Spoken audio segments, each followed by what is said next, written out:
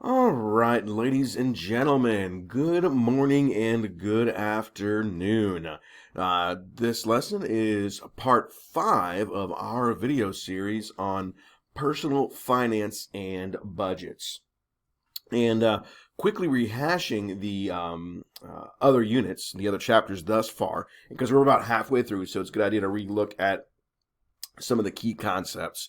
One, we looked at the idea that money doesn't have morals. It's the person that uses the money that has the morals, right? So money is a tool. Cash is a tool that we use to get things of value in exchange for something of value.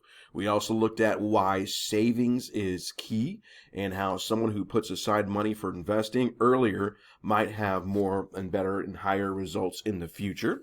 We also looked at the various personality types and spending habits, and we analyzed that. And then we looked at what goes into planning, and we thought of ourselves, when it comes to planning, it's good to think of ourselves as being the chief financial officer of the business of you, right? Good businesses pay their bills on time. Good businesses make sure that they have the money in the accounts to make sure that the people they pay are properly getting paid, that they are doing what they promised to do, so on and so forth, right? So today's lesson is going to go into what goes into a budget, all right? And we're going to look at the elements. Now, I wish I could print out the one form that says, okay, here's one budget that fits everybody. But you can't do that, all right? Example, someone might have made the choice to take on car payments, okay? And that's fine. If they choose to take on car payments, that's okay, all right? And so they would have to have a budget set aside for that, okay? Or money set aside for that. Somebody else might not have taken on car payments because they bought a vehicle with cash out of money that they had set aside for that, okay? So there might be a different budget for that. There might be a person that has a lot of credit card debt and they're trying to reorganize how they do their personal spending and so on and so forth. So each person is different because somebody else might not have that credit card debt, all right? But there are things that you will find common in a budget, and a good budget needs to consider its priorities, all right? Because, you got high priorities and low priorities. And if you don't believe me, what's more important, a higher priority when you wake up in the morning? To brush your teeth or get out of bed? A lot of students have said in the past to brush your teeth. Well, right, but are you going to do that in bed? Right? I hope not, because that's messy, right? So you got to think about that, right? So our first priority when making a budget, and your first priority when making a budget, needs to consider the 4 pillars, all right? These are the 4 fundamental corners of your budget, all right? They call it the 4 pillars, according to the Dave Ramsey Financial Peace series, right? All right. The 4 pillars consist of things that are considered needs. Okay? Things that are considered needs for people to live on here in the U.S. They include food. Look, you got to eat. All right? That doesn't mean that food needs to be filet mignon. Okay? And it doesn't mean that the food needs to be high-end fish and so on and so forth. It could be beans and rice. That's all you could afford. All right? Mr. C has lived on beans and rice. I'm saying that metaphorically. You don't need to have the best stuff in the world, right? You got to have shelter, whether you're paying for a home, you're paying rent, right? What's the difference between renting and buying and purchasing and owning and mortgages? You're going to have to look that up. You're in the 8th grade. Okay, it's underlined. You should probably know it, okay? You got to pay for electricity. You got to pay for water so you can take showers and keep things clean. And, if you have sewer and so on and so forth, right? So those are things to consider there. So you got your shelter, which includes your rent or mortgage, electricity, water, sewer, taxes maybe, right? Insurance maybe, okay? Then you have clothing, okay, and cleanliness, all right? Now, again, just like food, clothing doesn't need to be the highest name brand stuff as long as you have something put on your body. It may not be stylish, okay? But when considering rent, you got to figure out your budget, okay? You may not be able to support the name brand Nike shirts, or what have you, all right? And that's fine, okay? You got to consider that in the budget. So that includes things like shoes, believe it or not, toothpaste and deodorant and soap, right? Shirts, socks, so on and so forth, right? Things to keep your body clean and presentable, especially for the workplace, all right? Then you've got to consider transportation, all right? In some areas, right, transportation by city is sufficient. You can drive by bus, you can go by taxi, Uber, okay, or subway systems or metro systems, okay, or you have your own personal transportation like we do here in rural America, all right?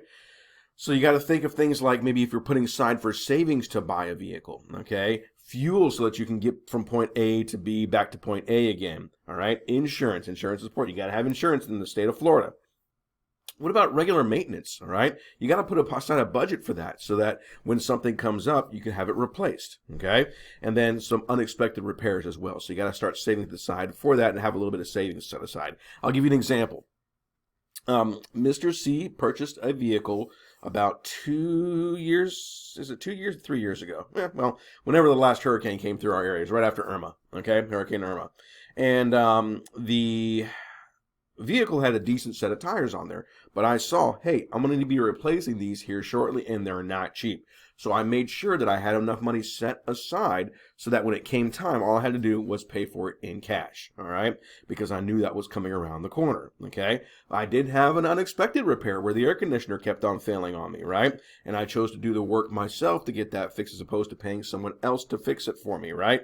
And it required me to pull out my whole dashboard, all the wiring, all the gauges and all that good stuff, replace the actual part, okay, rebuild the box, put it back together again. I chose to save money that way because that was within Mr. C's skill set.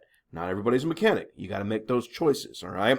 So my regular maintenance bill may not be as high as somebody else's because I do the work myself, okay? You get the idea, all right? So your 4 pillars, all right? That's food, clothing, shelter, and then transportation. Your 4 essential needs for living in the United States, all right? All right, then you got to start figuring out, okay, if I have all of that taken care of, okay, then let's figure out the emergency fund, okay? Now, that doesn't mean, okay, well clothing, I've been using the cheap clothing and the name brand stuff and I want to get something nice. That's fine. Treat yourself to something nice every once in a while. But it doesn't mean you need to have the most expensive clothing in the store in your shelves at your home, okay? So with that in mind, if you're not budgeted for it, you shouldn't do it. Because then you got to start thinking about this emergency fund, okay? You got to start thinking about planning, okay? So if you're maxing yourself out on clothing budget, that may not be a good thing, okay? So you got to consider your emergency fund, right? We talked about that, why savings is key, right? $1,000 for everybody, and then $500 if your income is less than $20,000 per year, which is what most of my students will be at when they get their first jobs because they'll be working part-time and so on, all right? And so your income is going to be a lot less than $20,000 a year, okay? When you're in college, if you choose to go to college, your income is going to be a lot less than $20,000 a year if you're working part-time, so on and so forth, okay? Then, if you have any debt, you're working towards paying that off. That's your 3rd priority, all right? And if you're 18 and you're doing the program properly, you probably won't have any debts, all right? But if you do, okay, and you find yourself, like in your 20s, 30s, and you're like, man, I got a lot of credit card debts, or I got a lot of debts. I got a car payment, I've got a house payment, I've got student loan debts. You're going to start working on that next. Then, when you get all that taken care of, your 4th priority, all right, is going to be saving 3 to 6 months worth of minimum expenses. Think about what that means, minimum expenses, all right? I'll give you an example. Say like we get into another situation where we had an economic crash like we did in 2008, okay? And people ended up losing their jobs, all right? Now, when people weren't working or didn't have a full-time job, okay, were they spending as much money on fuel expenses? Nope, all right, because they weren't going to work each day. Should they have been spending as much money on food expenses? Probably not, because their intake should be less when they're not working as hard, right? Unless you're doing side jobs. If you're working, that's different, okay? But there you go, probably not, right? If you're not working for an extended period of time, should you have all the luxuries like you've had before, like cable and high-speed internet? Well, maybe you could work out a deal with the local cable company or the internet company and find a lower program temporarily, okay? That's something to consider. Do you need to have all the streaming services on like the Hulu and the Netflix and the whatever monthly services on like Amazon Prime or Disney Plus. Nope. All right, not if you can't afford it, okay? So if you're not working, you're probably not spending as much money on certain things. So you need to consider that 3 months worth, all right? 3 to 6 months worth. That means 3 months, 4, 5, or of course, 6, all right? So there you go. And then once all of those priorities are taken care of, so you've got your 4 pillars taken care of, right? You found a balanced life. You have an emergency fund set aside. You're paying off your debt, right? And you've got 3 to 6 months worth of minimum expenses taken care of. Then you could put your plans into motion, start building your dreams and enjoying luxuries. But that comes much later in life. Now, I have a lot of students that say, Mr. C, I want to travel the world. Okay, if you want to travel the world, then you've got to include that in your budget. But if you're going to do that, you got to make sure that your other priorities are taken care of. Mr. C, are you saying we can't use our money to buy what we want? No, I didn't say that, did I? I said make sure your priorities are taken care of, right? Because that's what good, responsible people do. That's what people who are disciplined, self-disciplined do, right? We said that earlier, right? That creating a budget is pretty easy, right? But disciplining yourself and using and budgeting your money, a little bit more difficult, okay? But yeah, those are your things to consider there, all right? So how do you create a budget? Well, that's pretty easy, all right? You've got to consider your income. How much money do you bring in, all right? Pretty simple, okay? For those that work under the table, get cash, that sort of thing, all right? You're just getting money what you make in cash, and that's fine, okay? There's nothing wrong with that, okay? Those who get a paycheck, you're just calculating what you make on that paycheck, okay? Which includes less deductions and taxes and federal benefits, so on and so forth, right? And then you're going to count to zero. What I mean by counting to zero, you're going to start, it's like you get $500 on each paycheck and you get paid 2 times a month. Not a whole lot, and that's fine. We'll just use a round figure, right? So that makes $1,000 a month, right? So we said earlier that your budget can be either bi-weekly, all right, semi-monthly, which means every 2 weeks or ish, right? First and 15th, you could do monthly, so on and so forth, right? So let's just say that, let's just do a monthly budget. 500 times 2 on a semi-monthly set of paychecks, right? Semi-monthly is first and the 15th, or the 5th and the 25th. You get the idea. 5th and 20th, okay? Let's say you make $1,000 a month, all right? And let's just say that you're paying rent at $350, all right? Well, after $350, then you only have about $650 that you can spend on electricity, all right? And let's just say electricity costs you, say, $100 a month, right? So now that you have that, okay, you are now down to $550. Uh-oh, that doesn't sound like a whole lot for food and clothing, right? And water and so on and so forth, right? So you got to make adjustments. Maybe you're going to spend less or what have you, right? So you got to consider your expenses and then count to zero. You're counting down from the top, all right? Whenever you bring in, less each expense, right? Now, here's the cool thing. Many, many, many people have a hard time controlling how much they spend, okay?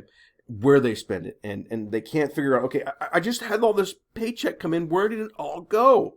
Well, I know I paid bills, but holy moly, how am I going to take care of food this month? What am I going to do? Well, people use what they call the envelope system, all right? Now, what the envelope system is it helps people control money, right? And it's basically, helps people stay accountable for certain line items. And what a line item is say like you have rent, all right? You'll see, okay, here is what you have in rent. The same line shows you the amount that you have. It's called a line item, okay? You'll see the same thing, electricity. Here's the amount for electricity, okay? It's on the same line, all right? So what the envelope system does is it uses cash for certain expenses. And Mr. C uses the envelope system, all right? I'll use cash. I like cash, right? All right, I carry some cash around for certain things. Example, I know that my average fuel expenses for the month goes right around the $75 per month range, right? Give or take a little bit, all right?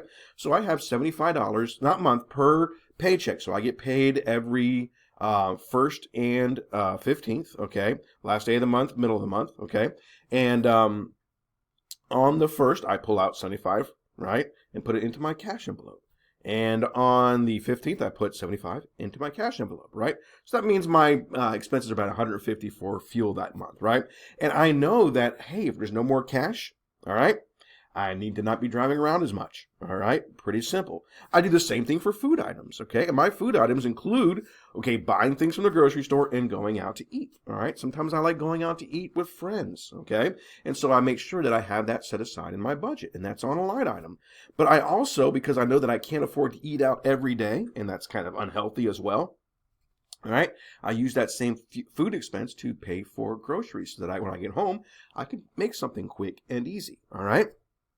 Now, other things you might need to write checks for. Example, it's not a good idea to send cash to pay your electricity bill, right? So you want to send a check, all right? That's an applicable item, okay? Or you could do the auto debit system, all right? You can go online, and if you have a debit card, register that with your checking account, and then boom, it takes care of it for you. That's fine, right? But you need to be mindful not to use your debit card for everything. We talked about the difference between what a debit card and credit card is. Remember, a debit card takes the money automatically out of your checking account, right?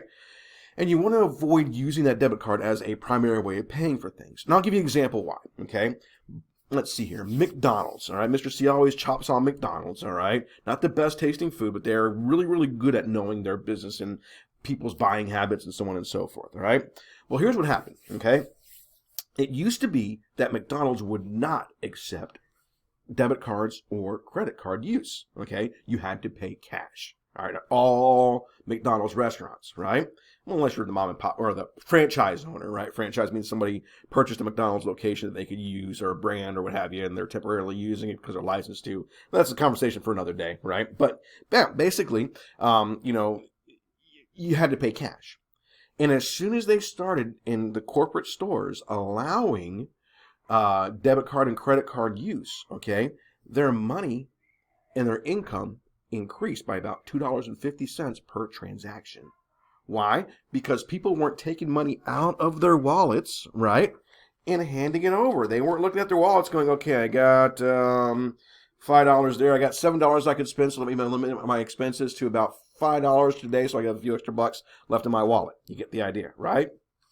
So they would be very cautious when they'd hand over the cash. But when people are using their debit cards, they're just like, I got it in there, click, okay? It does something different to our psyche. All right, so you got to be mindful, all right, not to use that to tender non-billable items, okay? And Mr. C has a lot of different things he uses. I have gym memberships that I pay cash for, right? I have a separate item for cleaning expenses. When I say cleaning expenses, I'm talking like laundry soap, okay, shampoo, regular soap, toothpaste, right? Stuff so I can clean the sinks and the floors with, that kind of thing, right? I have a separate envelope for that, okay? I have a separate envelope for clothing and clothing expenses should I need to spend money on that stuff, all right? I have a separate envelope for maintenance for my vehicle, right? You get the idea, all right? So everything gets into an envelope, and then you're limited to spending what's inside that envelope. Now, if you run out of money in that envelope, okay, you need to do one of two things. One, you need to reconsider how much you're getting, or two, reassess how you are spending that money, all right, so that you're not going over, all right? Pretty simple. Okay, let's see here. Next slide. All righty. Oh, looky there. We have come to the end, and I can't give you an official time because I had a small interruption, but there we go. All right, so you should now be able to answer these questions, okay, and hopefully provide the right answers for this.